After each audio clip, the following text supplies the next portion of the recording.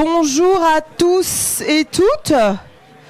Est-ce que vous allez bien sous cette tonnelle? Je vous trouve un peu timide. Ah oui, vous êtes timide. Est-ce que vous allez bien? Bon, eh ben bienvenue. On est un peu en concurrence avec plein de débats, donc on vous en voudra pas si vous avez envie d'aller chez les cousins en face, si vous circulez. Bon, comme voilà. Donc bienvenue. On va essayer de se poser la question de comment redessiner une gauche populaire. Est-ce qu'il faut se faire aimer? J'en sais rien. Mais on tentera de répondre à cette question. Hayat Madboua, attendez, je remets mes lunettes parce que j'ai vieilli. Vous êtes AESH suppléante de François. Et à côté de vous, Linda, Idriss et Sandrine Extremera. Vous faites partie aussi de Picardie Debout. Bienvenue à toutes les trois. Nicolas Langlois, maire PCF de Dieppe, venu en presque voisin, à peu près. Bienvenue. Rémi Lefebvre, professeur de sciences politiques.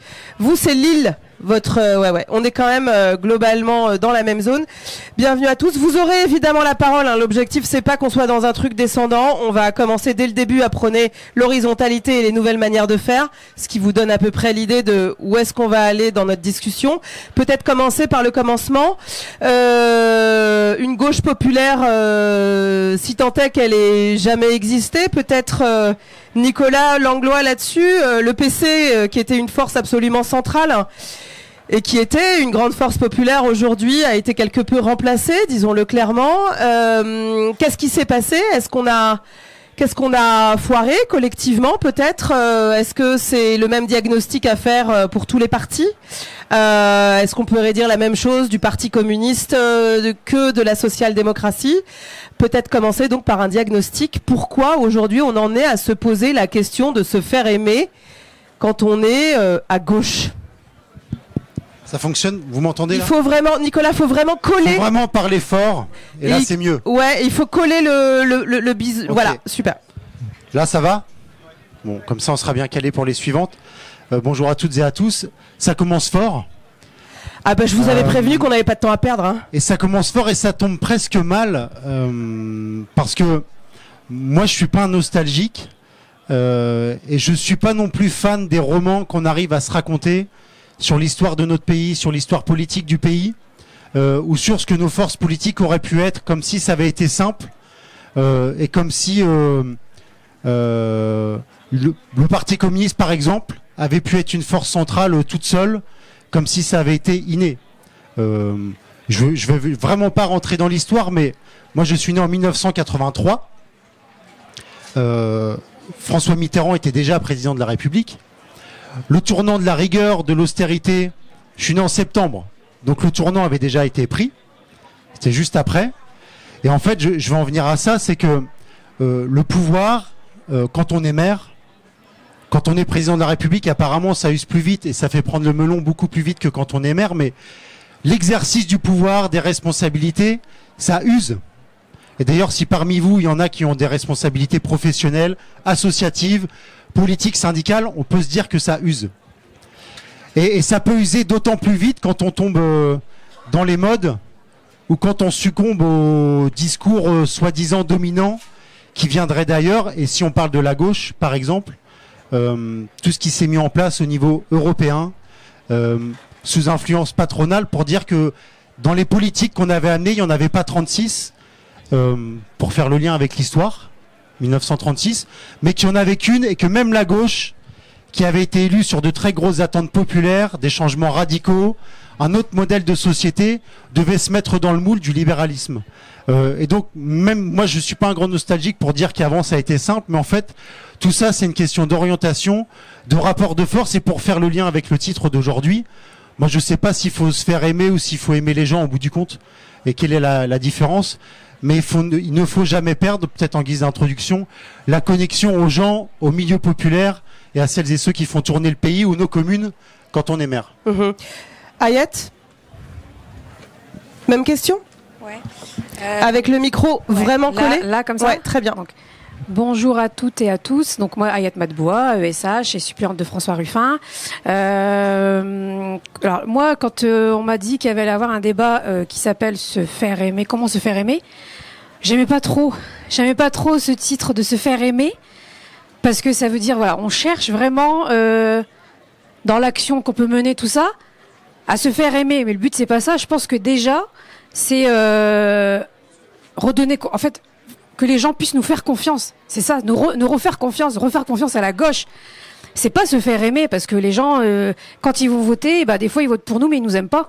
Donc je pense pas que c'est se faire aimer. Et nous, dans notre circo, dans notre ville, Amiens, comment on a essayé de redonner confiance aux gens et de nous faire confiance, c'est que nous on a créé, par exemple moi avec quelques copains, on a créé une association qui s'appelle l'Acte Citoyen.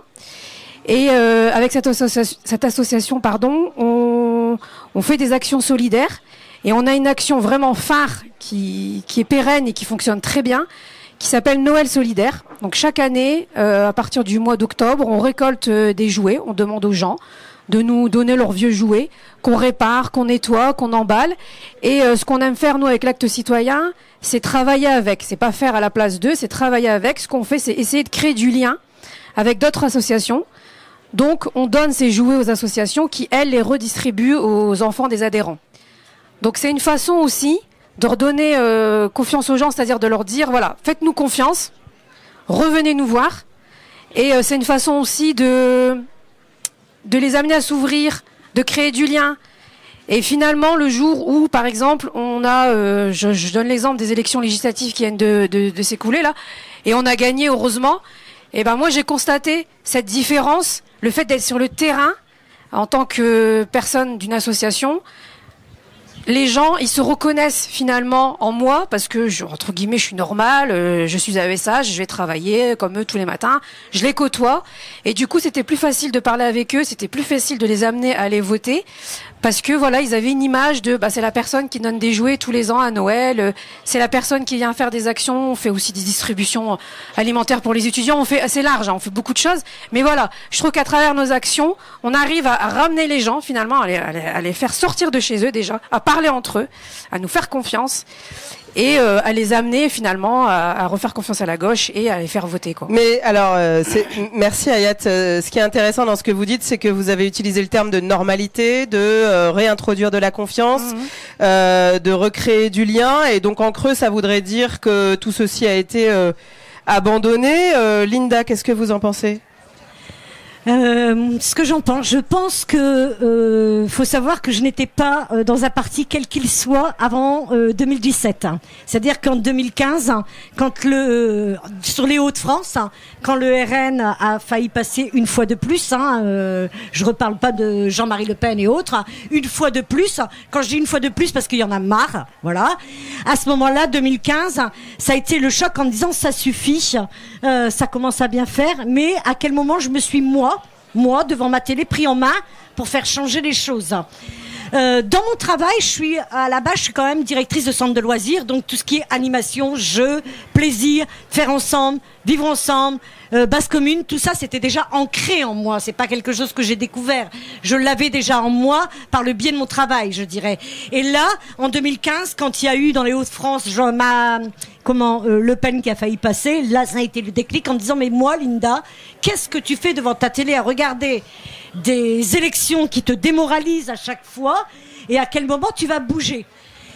Et en 2017, quand j'ai rencontré, donc 2016, après j'ai rencontré François Ruffin, première campagne de François Ruffin, et que François Ruffin amenait quelque chose de particulier dans les campagnes, quelque chose de...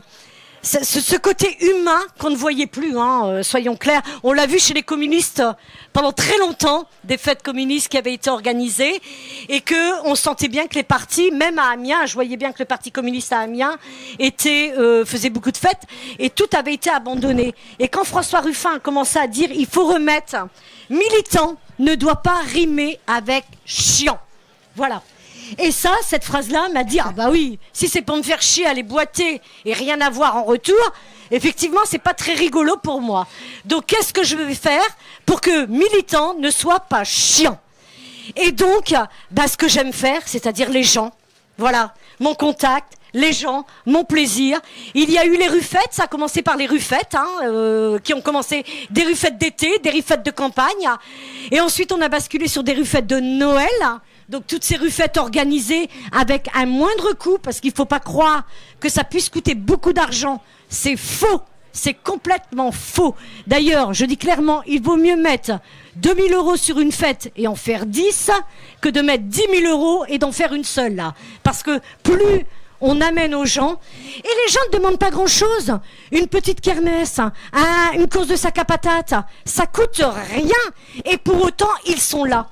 Ils sont là à chaque fois qu'on fait une ruffette. À chaque fois que le 14 juillet, quand on amène le 14 juillet, je vous expliquais, c'est François, à un moment, il en avait ras-le-bol de faire des 14 juillet devant l'armée qui défile, les militaires, et puis cette commémoration un peu partout. Et il s'est dit, mais c'est quand même incroyable, quoi, ça doit être une fête. Et où est la notion de fête dans les commémorations? Donc, le droit à la fête et faire ensemble, c'est très clair, Linda. Sandrine. Bon, alors moi, pardon. Allez-y, ouais. On m'entend? Oui. Alors moi d'abord, tout mon engagement, je veux dire, il commence un peu à l'école parce que je suis enseignante. Et du coup, quand on est de gauche, on a envie de faire vivre notre devise, où il y a quand même une partie qui parle de l'égalité, de la fraternité. Et on parle maintenant aussi de laïcité, etc.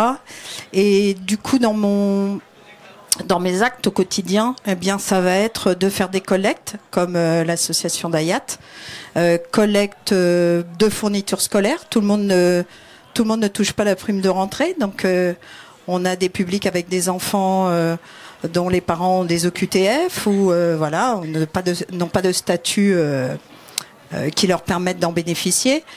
On fait des collectes pour les personnes qui sont à la rue pour faire un Noël. Et donc, on distribue aux équipes qui maraudent dans Amiens.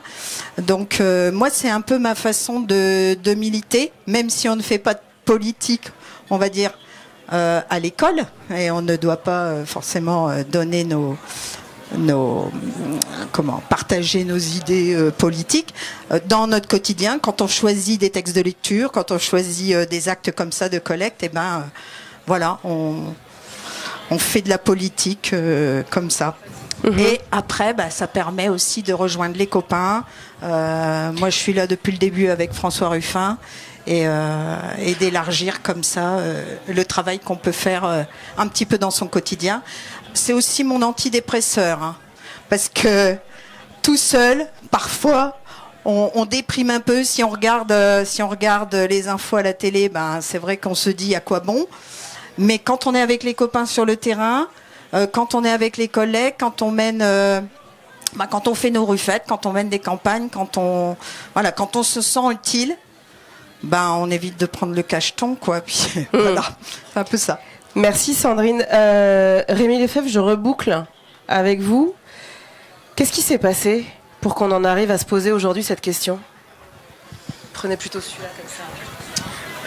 Alors peut-être moi j'ai trouvé que c'était bien ce thème, se faire aimer, parce que la politique c'est normalement une affaire de raison, c'est une affaire de programme, d'idées, mais je pense que c'est aussi, et c'est important, une affaire d'affect, d'identification, de confiance. Et c'est très très clair qu'aujourd'hui il y a un désamour très profond chez les milieux populaires pour la gauche. Il y a un de mes collègues, Félicien Faury, qui a fait une étude sur les électeurs du Front National. Ils détestent la gauche.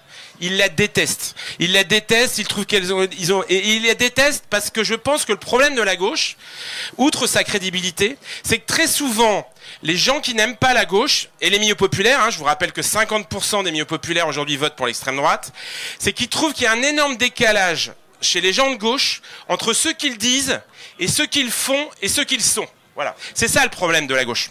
C'est-à-dire que la gauche n'est pas très crédible parce que les idées qu'elle porte, qui peuvent être bonnes et que les gens peuvent reconnaître comme bonnes, ils ne les incarnent pas, hein, et parce que concrètement il y a un énorme problème de représentativité sociale chez les élites. Hein. Aujourd'hui, chez les députés de gauche, il n'y a pratiquement aucun ouvrier. Et même le parti qui pourrait s'en rapprocher un peu plus, la France Insoumise, c'est très très faible. Il y a énormément, la sociologie aujourd'hui des députés insoumis est très très proche de la sociologie des députés PS, collaborateurs d'élus, enseignants, diplômés, hyper diplômés. Il y a très très peu d'incarnation. Et ça c'est un énorme problème parce que le rapport aux politiques des milieux populaires, c'est pas forcément un rapport intellectuel, c'est est-ce qu'il va me défendre? Est-ce qu'il me comprend? Est-ce qu'il va défendre mes intérêts? Alors c'est pas que ça, hein.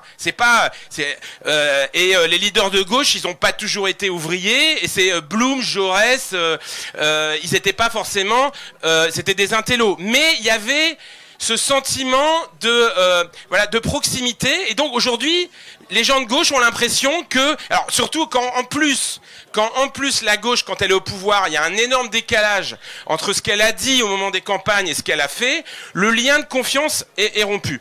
Et c'est pour ça aussi que je pense que ce qui a été dit, qui est très important, c'est qu'il y a cette dimension d'incarnation, mais il y a aussi se rendre désirable à gauche, c'est aussi changer concrètement la vie des gens, même quand on n'a pas le pouvoir.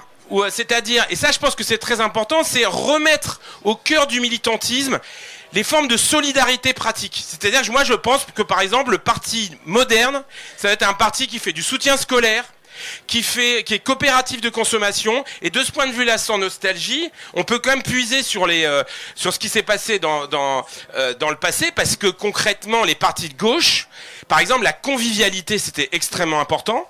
Hein, et ça me paraît pas désuet, la convivialité, et même les formes par exemple, à gauche il y avait le mouvement coopératiste. C'était très important, les coopératives de consommation. C'est quelque chose qu'on pourrait réinventer. Pour au moins concrètement, et c'est fait par François ici en Picardie, c'est dire voilà, la gauche, c'est pas simplement des beaux discours portés par des gens éloignés socialement de nous, mais c'est aussi, par exemple, moi je crois aussi beaucoup, et la France Insoumise néglige cette dimension-là, c'est tout ce qui est de l'ordre du municipalisme. C'est-à-dire, la France Insoumise néglige tout ce qui est local. Elle n'est intéressée que par le niveau présidentiel. Alors c'est aussi parce que le contre-modèle, c'est un peu les notables, et le côté un peu notable qu'il peut y avoir au PS, et du coup les filles a complètement tordu le bâton de l'autre côté, et considèrent que tout ce qui n'est pas de l'ordre du présidentiel ou de l'étatique est inutile.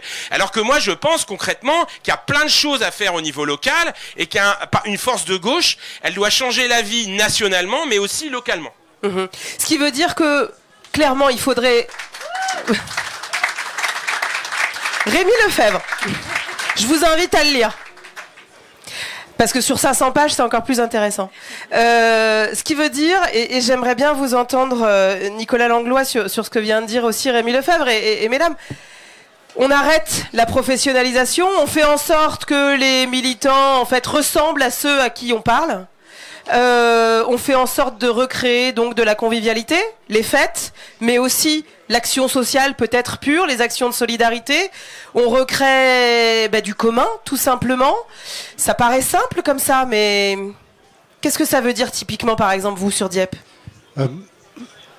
Du coup, en guise d'introduction, pour répondre à cette question-là, peut-être que on se trompe en se disant que les seuls qui font de la politique, ce sont que ceux qui sont dans les partis politiques.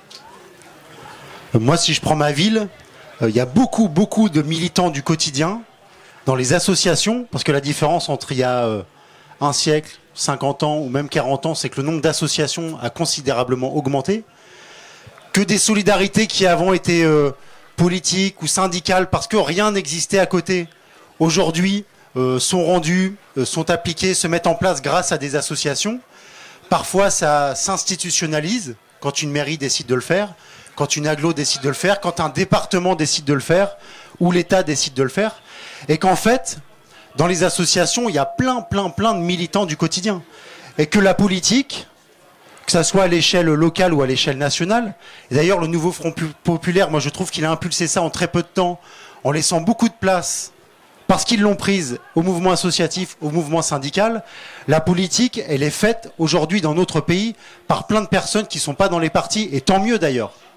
Après, la question, c'est comment on articule, que ce soit à l'échelle municipale ou à l'échelle nationale, davantage ces militants-là aux militants politiques, et comment on laisse de la place. Voilà. Comment on partage le pouvoir aussi. Mais moi, je vois, dans ma ville, on a, je vais prendre un exemple, une scène nationale depuis 30 ans. scène culturelle, spectacle vivant, musique, danse, tout ce qu'on veut. Avant qu'elle existe, ça a été 10, 20, 30 ans de militantisme, de revendication, de scènes rebelles qui se faisaient en extérieur, qui se faisaient dans d'autres endroits pour revendiquer l'existence de la scène. Bah, peut-être qu'aujourd'hui, ces structures-là qu'on a créées de façon militante, elles ont perdu aussi de leur fibre militante et qu'elles ont besoin de le retrouver. Et peut-être aussi que les communes comme la mienne, et moi je m'exonère pas de cette critique-là, elles doivent aussi voir ces structures-là non pas comme des institutions, mais comme des lieux de création, des lieux de résistance, des lieux de création de liens, de vivre ensemble, plutôt que simplement comme des interlocuteurs qu'on doit subventionner. Et ça, quand vous êtes maire, vous pouvez le décliner dans tous les domaines. Moi, dans ma ville, les milieux populaires, les milieux les plus pauvres, s'investissent énormément dans les clubs de sport. Ils prennent soin des gamins de toute la ville, ils veillent sur l'éducation des gamins. S'ils font pas les devoirs et que les parents leur disent, ils reprennent les gamins en leur disant bah tu viendras pas à l'entraînement et si tu veux jouer le week-end d'après, et bah comporte-toi bien. Enfin, il y a tout ce phénomène de sociabilisation. Et ben moi, c'est bénévole dans les clubs. Et je vois à peu près pour qui ils ont pu voter en juin et en juillet dernier. Ils n'ont pas tous voté RN, mais il y en a qui l'ont fait. Bah pour moi, c'est quand même des militants du quotidien. Après, comment ils se perçoivent eux-mêmes dans leur engagement et comment ils ont conscience qu'en fait, ils savent faire des choses. Ils savent créer du lien, ils savent créer des politiques publiques, en fait, ces gens-là. Ils l'expriment pas comme ça, on leur permet pas de le dire, mais ils le font déjà beaucoup. Et donc, il faut qu'on leur reconnaisse ça. Parce que la question de la confiance dans les autres, c'est important, mais la confiance en soi-même, moi, je pense que dans les ressorts de haine, de repli, de s'auto-persuader que le voisin en fait toujours moins que soi-même, ou que le voisin profite plus, ou que le parent qu'on croise à la sortie de l'école profite plus, ça repose beaucoup sur le manque de protection et le sentiment d'insécurité, peut-être qu'on y reviendra après, qui n'est pas lié à l'insécurité dans la rue, hein, mais l'insécurité liée à la santé, liée au boulot, liée aux revenus. Et surtout, ça repose beaucoup sur le manque de confiance en soi et la conviction que chacun et chacune peut faire des choses et sait faire des choses et les fait. Oui, mais Hayat le disait là, en gros, il y a aussi la question de la confiance que vous avez repris. Il y a la question du partage de pouvoir, reconnaître ce que l'autre fait, parce qu'aujourd'hui, on peut le dire de manière aussi très claire, c'est que certains services publics qui ont été littéralement asséchés, ben on se retrouve avec des associations qui prennent en charge des actions de service public.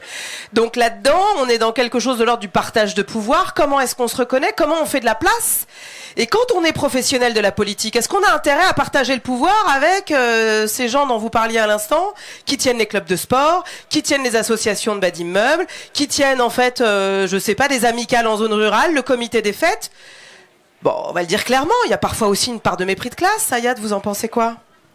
Ouais, je suis d'accord avec vous, Nora, parce que, comme tu disais, Nicolas, déjà, je pense qu'il faut leur tendre la main aussi à ces gens-là. Tu dis qu'ils font de la politique, certes, nous aussi on le sait, hein, donner des jouets, on fait de la politique aussi, c'est de la politique, mais est-ce qu'on nous donne cette chance aussi? Et parce que des fois il y a des gens qui ressortent de là qui sont vraiment bons, mais on leur donne pas cette possibilité d'atteindre justement, d'arriver justement à des postes importants ou d'être de ce. Il y a un plafond de verre. C'est ça. C'est pas ta place. C'est ça. Vous par exemple. En gros, tu restes à ta place. Moi j'ai la chance d'avoir rencontré François Ruffin, moi, donc oui, c'est mais pas pareil. Vous vous êtes jamais posé la question de vous dire tiens pourquoi pas moi? Non, et on m'a jamais donné jamais donné cette chance, ni on m'a jamais tendu la main, à part François qui l'a fait à travers nos métiers, à travers mon métier d'AESH déjà. Et mais on m'a jamais. Et pourtant j'ai toujours fait du social, j'ai toujours fait des actions solidaires. J'ai toujours aidé, mais on m'a jamais donné la possibilité et de m'exprimer et de montrer ce que je vaux et ce que je peux apporter aussi aux autres. Donc ça, c'est un gros souci. Je pense qu'on doit laisser la chance à nous, on va dire aux gens normaux. Alors, là, vous savez qu'on a eu un président normal et il avait rien de normal. On va effacer ce terme. On va enlever le terme normal alors. Ouais.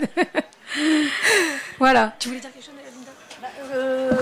Que oui, c'est très compliqué pour des gens lambda, on va dire, pas ceux qui sont nés avec des parents communistes, socialistes et qui étaient dedans tout petits en fait. Hein. Parce qu'il y a en France, il y a des gens qui sont nés dedans, voilà, depuis tout petit et quelle que soit la classe sociale. Hein, y a là par contre, il n'y a pas de plafond de verre à ce niveau-là. Et ceux-là, Bah oui, c'est beaucoup plus facile de rentrer dans un parti, d'y accéder. C'est la dynastie, une dynastie politique. Voilà. Et contrairement à des personnes qui n'ont jamais eu Moi, je vous dis, hein, à part 2015 ou là, le truc, sinon, jamais auparavant, jamais. Et mais ça vous semblait même, du coup, quoi, inaccessible? Vous étiez juste pas posé la question, on n'est pas venu vous chercher? Carrément inaccessible, hein. Carrément inaccessible. Ça fait peur, dit Hayat. Oui, puis carrément inaccessible. On se sent pas légitime. Aller dans les réunions politiques. Hein. Bah, comment ça se passe? Les personnes qui n'ont pas ce langage, le même langage, la même façon de procéder, la même vision, je dirais, politique que d'autres, et qui seraient carrément autrement, ils se perdent, ils restent pas. Ouais. Au bout d'un moment, ils viennent une fois, 2 fois, puis après, ils n'ont pas leur place, quoi. Si on leur donne pas la place, parce que il faut aller les chercher, ces gens. C'est pas, ils viendront pas de nous-mêmes. Hein. C'est non, comme, faut même aller vers. C'est comme je dis à mes animateurs. Hein. C'est à vous d'aller voir les parents. C'est pas aux parents de venir vous voir. Voilà. Et ben là, c'est pareil. C'est aux politiques d'aller chercher ces gens-là, et ils ne le font pas parce qu'ils restent dans leur concon aussi, il faut pas l'oublier, quoi. Et puis Sandrine, peut-être il y a aussi, comme le disait à l'instant Linda, il y a cette idée de on n'est pas à notre place, on se sent pas accueilli.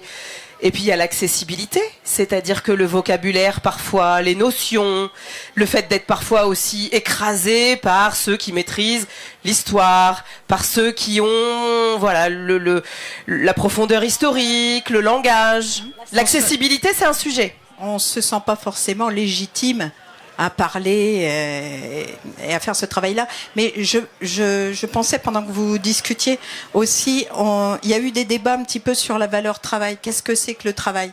Et quand on tient une association, parfois il y a des personnes qui font partie de plusieurs associations, c'est un véritable travail.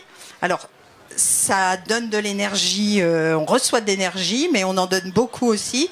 Et peut-être qu'il manque cet aspect-là aussi, parce que si ce travail-là était reconnu, peut-être que ça pourrait faire un peu bouger ces choses-là.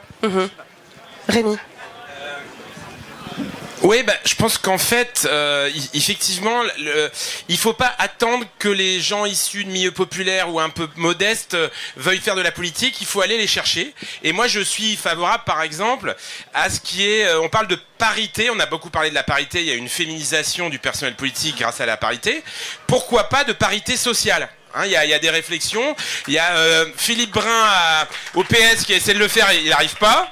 Mais pourquoi, par exemple, Il y a un mouvement qui s'appelle Démocratiser la politique, qui travaille en ce moment là-dessus. Et par exemple, on pourrait tout à fait imaginer, c'est l'idée de l'économie Julia Cagé, par exemple, de conditionner les aides publiques aux partis, le financement public des partis, au respect d'un minimum de représentativité. C'est-à-dire, on impose aux partis politiques d'avoir la moitié de candidats hommes, la moitié de candidats femmes. Eh bien, on pourrait, alors c'est pas simple, faut pas se raconter d'histoire, c'est pas simple, mais on pourrait dire, voilà, on regarde les candidats d'un parti et on a des CSP, l'INSEE, on regarde un petit peu et on pénalise les partis politiques qui et ça vaut d'ailleurs pour les fonctionnaires, qui sont, il y a beaucoup de fonctionnaires. Alors, ce que je voudrais aussi dire, parce que tu as parlé de professionnalisation de la politique, mais malheureusement, il y a un autre phénomène aussi, c'est que la professionnalisation du monde associatif, la professionnalisation du monde de la culture.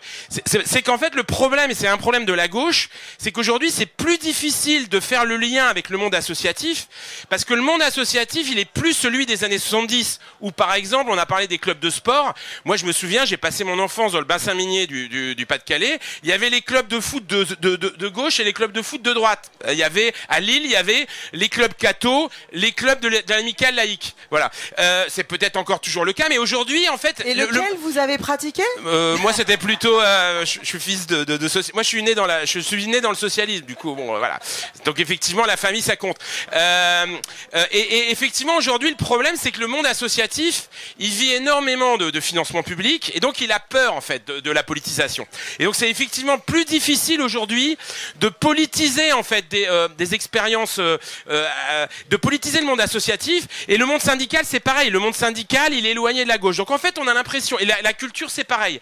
Donc, en fait, tous ces mondes très importants à gauche que sont le monde de la culture, le monde associatif, le monde intellectuel, c'est aussi replié, c'est professionnalisé. Et du coup, la gauche s'est étiolée. Voilà. Et moi, j'estime, alors ça a été dit tout à l'heure, moi je pense que la gauche aussi a à nouveau besoin de partis politiques. Partis politiques, moi c'est pas un gros mot, c'est quelque chose qui est très très critiqué, mais moi je pense la gauche ne peut pas se passer de partis politiques. Pardon. Mais alors, on va commencer peut-être par le début ça veut dire que, selon vous, ils ont disparu, ils existent plus? Ils sont trop faibles, les partis politiques. Aujourd'hui, je sais pas, dans tous les partis de gauche, vous additionnez tous les partis de gauche, ça fait 100 000 militants.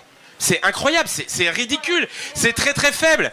Voilà, mais les partis politiques, pour moi, c'est un outil pour politiser la société, pour intégrer la société, et la droite n'en a pas besoin historiquement, ni d'ailleurs le Rassemblement national, parce que la droite, elle a les médias, elle a la gauche. Elle doit mettre en mouvement la société, elle doit politiser la société, et donc elle a besoin de partis politiques, et c'est compliqué parce que les partis politiques sont pas attractifs, parce que les partis politiques, et c'est pas faux, sont perçus comme des machines qui distribuent le pouvoir, et du coup, finalement, on a laissé les partis politiques aux élus, aux professionnels de la politique, et ils ne jouent plus ce rôle d'éducation populaire qui devrait être le leur. C'est quand même aujourd'hui, si on doit faire un truc un peu schématique, un espace à distribuer des rentes et des positions. On se met d'accord, toi tu vas prendre ça, toi tu vas prendre ça, toi tu vas boiter, parce que de toute façon, on va pas falloir non plus que... Pardon, mais tu estimes que tu as une autre place possible, on va t'assigner à celle-ci, et par ailleurs, même sur la production des idées, tout ça a été déménagé chez les think tanks. Ouais. Donc, qui reçoivent aussi beaucoup d'argent. Mais c'est pas une fatalité que les partis politiques... D'abord, il y a plein d'expériences de partis qui fonctionnent assez bien. Il y a le parti, par exemple, le PTB belge, alors qui est un parti plutôt de gauche radicale. Le parti des travailleurs belges, qui a beaucoup de militants, qui est dans la solidarité, dans la convivialité. Il y a plein d'expériences. Le parti démocrate américain, il réussit à faire du community organizing, c'est-à-dire à mobiliser dans les quartiers. C'est pas une fatalité que les partis politiques n'existent plus ou s'étiolent. Il faut les réinventer. Il faut aussi déprofessionnaliser la politique. C'est-à-dire concrètement, si les partis politiques imposent au sein de leurs propres organisations qu'on limite les mandats dans le temps, qu'on assure de la diversité, ils seront à nouveau peut-être un peu plus attractifs. Nicolas. Pour provoquer un peu... Mais allons-y. Ça me semble un peu lisse. Je trouve que l'idée de la parité sociale, sur le papier, ça fait chouette. Mais c'est un peu démago et ça prête un peu le flanc à ce qu'a pu faire le RN là. Vous avez vu, ils ont présenté des candidats, ils ont même fait élire des gens qui viennent de milieux beaucoup plus différents que toutes les autres formations. Mais en fait, pendant l'élection, ils leur ont dit, vous ne dites rien, vous ne répondez pas à la presse, vous n'allez pas à la télé, vous n'écrivez rien, votre bulletin de vote, votre nom, il sera en tout petit, on écrira Bardella et Marine Le Pen en très gros sur les affiches, il n'y aura pas votre tête. Parce qu'il ne faut surtout pas que les gens voient votre tête, ce qui est un mépris de classe quand même extraordinaire. Et que quand on met juste la parité en place, ça peut conduire à ça. Je ne suis pas sûr que les milieux populaires ou que les classes sociales laborieuses... Non, mais je le dis comme ça parce qu'il ne faudrait pas qu'on tombe dans la facilité et qu'on dise que nos adversaires ont fait mieux que nous en faisant ça. Ensuite, oui, moi je suis d'accord, mais autant dans nos municipalités que dans les partis politiques, c'est même pas prendre des risques. C'est qu'il faut qu'on change ce qu'on a pu faire depuis 10, 20, 30 ans. Alors je sais pas si c'est professionnalisation, institutionnalisation, ou même nous on en a joué. Les rapports aux associations sont très compliqués. Aujourd'hui, quand une ville subventionne une association, si on met des sommes importantes, on va demander des comités de pilotage, on va demander qu'ils viennent nous rendre compte. Et quand vous venez rendre compte, vous vous rendez compte devant un directeur adjoint de service qui a des études et des compétences énormes, et le bénévole associatif qui lui fait ça pour rendre service souvent au début à lui-même, à ses gamins pour des passions, et qui après s'engage davantage pour les autres, il est noyé, il en a peur. Et là, on est dans une forme de délégation de service public là-dedans. Et ça, c'est pas bon. Ouais. Et de la même façon que quand vous faites confiance, là, il y a une adjointe au maire qui est là, de Dieppe. Je lui ai confié ce poste-là il y a 3 ans, 4 ans. Elle avait aucune expérience. Et ben, je me doute que quand elle allait aux premières réunions en tant qu'adjointe, elle était morte de trouille. Et que quand elle a été reçue par d'autres professionnels de la politique, ils se sont dit qui c'est elle, elle n'a pas le vocabulaire, elle n'a pas l'intonation de voix. Et après, ils me l'ont dit. Et ben moi, j'assume ça. Et tant mieux d'ailleurs. S'il y a des gens qui s'engagent, et souvent ce sont des femmes issues de milieux populaires, Et tant mieux s'il y a des accents différents et s'il y a des intonations de voix différentes et qu'on rentre pas dans le moule. Oui, mais Nicolas, ça c'est peut-être encore possible d'un point de vue local. Mais il y a plusieurs étages à la fusée. Au niveau national, à un moment, va bien falloir aussi pousser moi, je la suis porte. convaincu que l'avenir de la gauche, c'est pour ça que je suis là aujourd'hui, il partira de province, de la France périphérique, de là où les gens ont des boulots ordinaires, normaux, on va dire ça comme ça. Ils bossent en usine, ils bossent sur le port de Dieppe, ils bossent dans les services, ils bossent dans les commerces. Et ce ne sont pas des professionnels de la prise de parole. Et ce sont quand même souvent ceux-là qu'on voit sur les plateaux de télévision, parce que tous les plateaux sont à Paris. Qu'en 10 minutes de métro, on peut y aller, alors que quand on habite à Flix-Secours, à Dieppe, ou dans le sud de la France, pour aller sur un plateau, ça demande des heures et souvent on sacrifie 2 jours. Et donc je pense que l'avenir de la gauche partira de notre France périphérique, parce que dans notre France périphérique, en dehors des grandes métropoles, il y a autant de ruralité que de villes moyennes comme les nôtres, on a des quartiers populaires, et que chez nous, on arrive à tricoter, construire du lien et créer un discours commun et une politique commune pour tout cela. Ouais, mais il va quand même... Je vous en prie, allez-y. Mais ça va vouloir dire aussi secouer le cocotier un peu plus haut. Enfin, je sais pas ce que vous en pensez, mesdames. Hayat. Je pense aussi comme toi qu'il va falloir beaucoup de temps, à mon avis, pour changer ces vieilles habitudes, en fait. Et je suis pas sûre qu'on va nous donner notre chance demain en tenant même des discours comme ça. C'est bien, hein, c'est super, hein, c'est beau comme ça. Mais... Avec la pluie, n'hésitez pas vous pouvez venir là un peu là, parce que là. Regardez, vous pouvez avancer là fête, devant là. Mais il pleut. Donc venez. Là, tout devant, il y a plein de place. Boris, tu vas prendre la pluie. Rentrez. C'est la chaleur humaine, on est bien. Et dans 10 minutes, ce sera à vous de prendre la parole. Hayat. Ouais, donc je disais, ça va être à mon avis difficile de changer les mentalités. Donc faut faire un hold-up, c'est ça? Comme il dit Nicolas, c'est vrai que nous, on le voit par exemple dans nos communes, tout ça, on essaye de faire changer les choses. Et j'espère que ça fera effet boule de neige. Nous, par exemple, avec Noël Solidaire, et je vous invite à venir me voir à la fin si ça vous intéresse d'organiser ça dans vos villes. Nous, on peut vous accompagner, c'est super simple à mettre en place. Moi, je pense que c'est des trucs comme ça qui vont faire changer les choses. Nous, on appelle ça la déferlante. Donc nous, on aimerait bien que les gens ils nous rejoignent un peu partout en France.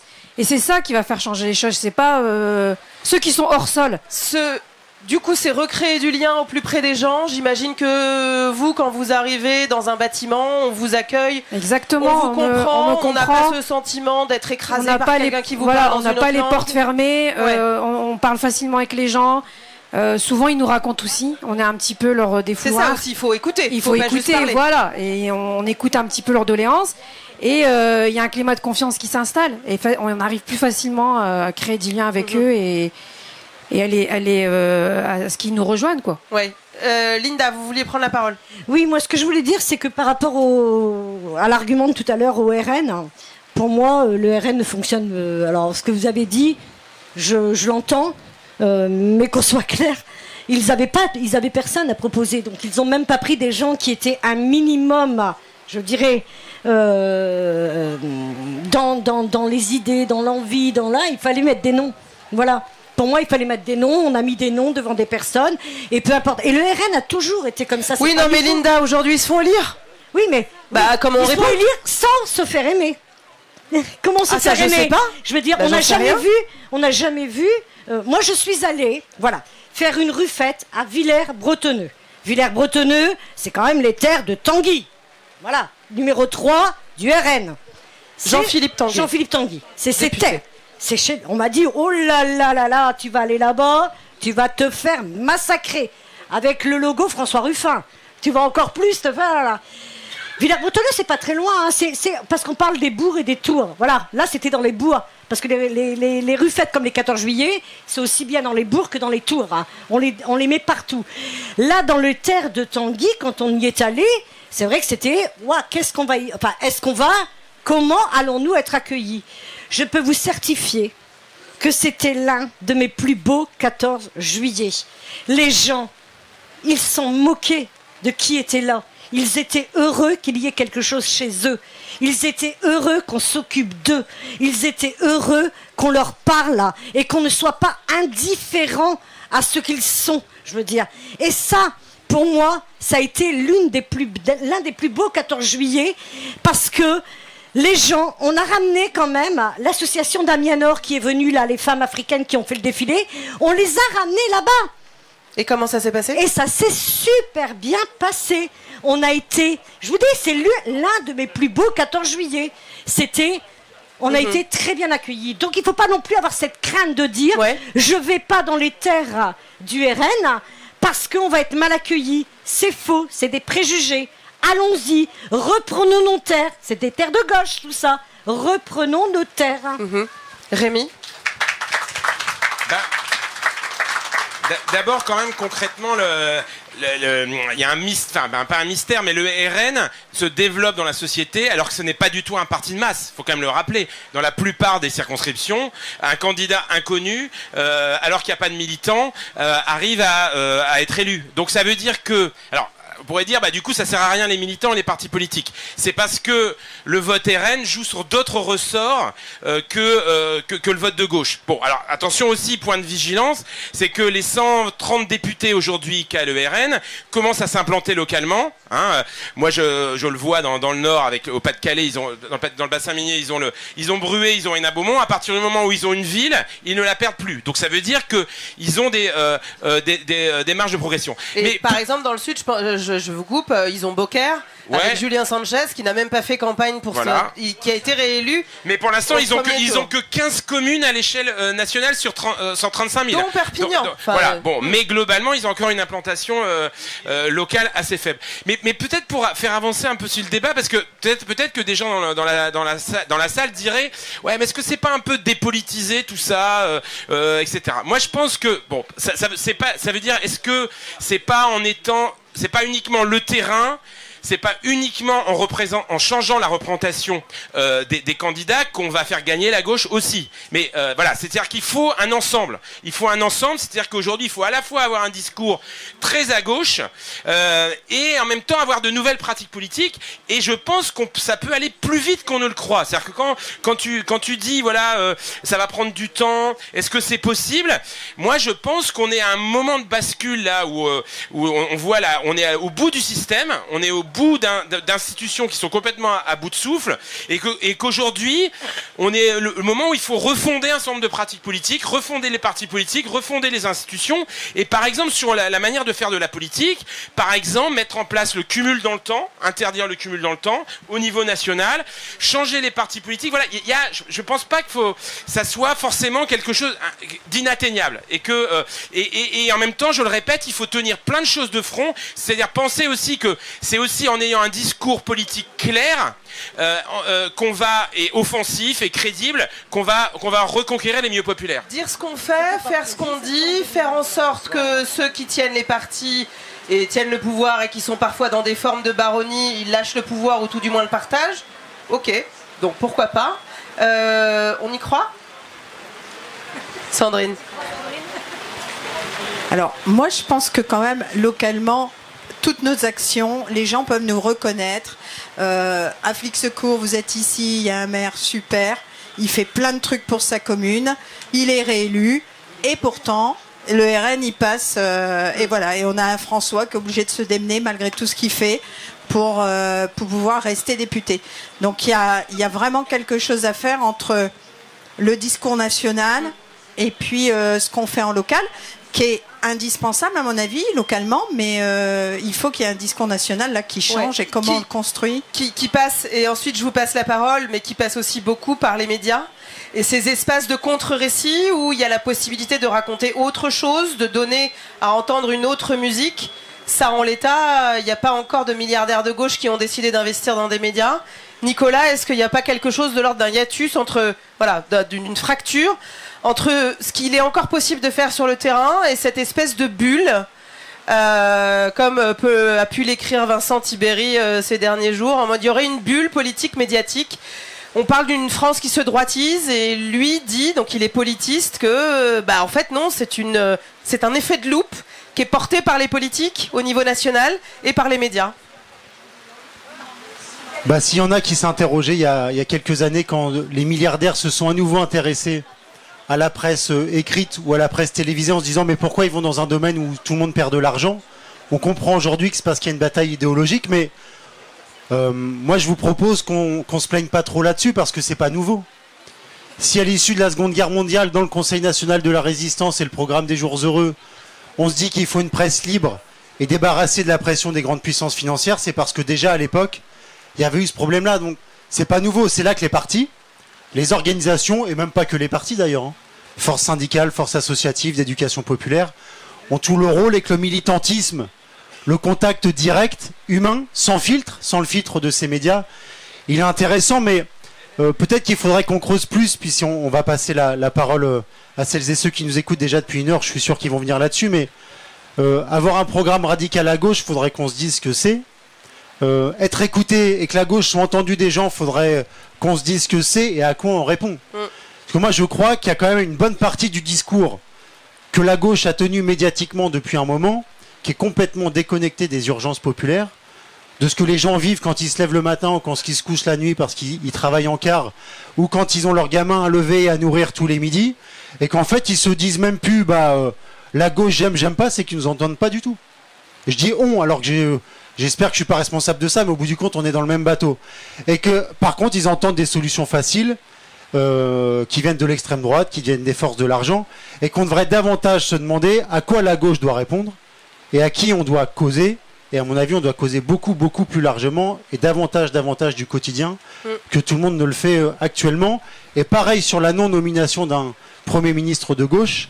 Si on dit juste qu'il ne veut pas nommer un Premier ministre de gauche ou Lucie Castet, je crois que ça suffit pas. Si on dit pourquoi il veut pas la nommer, parce qu'il ne veut pas une politique qui s'attaque au fond, et en déclinant quelle est cette politique, je pense que ça cause beaucoup plus.